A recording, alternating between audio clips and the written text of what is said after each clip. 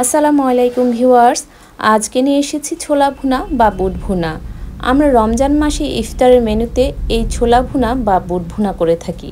রমজান ছাড়াও নাস্তার মেনুতে আমরা যে কোনো সময় এই রেসিপিটি তৈরি করে নিতে পারি।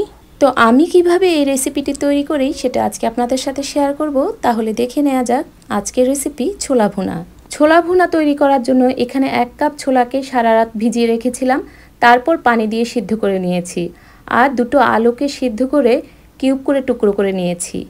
এরপর চুলায় একটা প্যান বসিয়ে দিলাম, দিয়ে দিলাম তেল গরম হয়ে গেলে 3টে শুকনো মরিচ ফোড়ন দিয়ে দিলাম। তারপর দিয়ে দিলাম হাফ কাপ পেঁয়াজ কুচি। পেঁয়াজ কুচিটা হালকা একটু ভেজে নেব। তারপর দিয়ে দিব 1 চা চামচ হলুদের গুঁড়ো, 1 চা চামচ মরিচের গুঁড়ো, 1 চা চামচ ধনিয়ার গুঁড়ো, 1 চা চামচ জিরার গুঁড়ো, 1 চা চামচ রসুনের পেস্ট, 1 চা চামচ আদার পেস্ট। সবগুলো মশলাকে কিছুক্ষণ কষিয়ে নেব। তারপর দিয়ে দিব 1 চা চামচ গরম মশলা গুঁড়ো। গরম মশলাটা দিয়ে নেড়েচেড়ে মিশিয়ে পানি দিয়ে দিব কষানোর জন্য।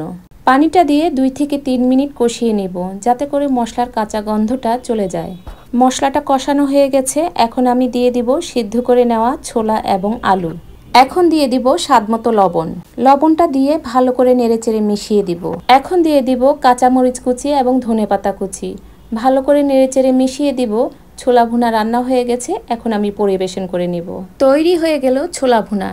যে কোনো সময় নাস্তার মেনুতে এই রেসিপিটি তৈরি করে নিতে পারেন। আর আমার ভিডিওটি যদি ভালো লেগে থাকে লাইক, কমেন্ট এবং শেয়ার করতে ভুলবেন না, এবং আমার চ্যানেলটিকে সাবস্ক্রাইব করবেন। সবাইকে অসংখ্য ধন্যবাদ। আল্লাহ হাফেজ।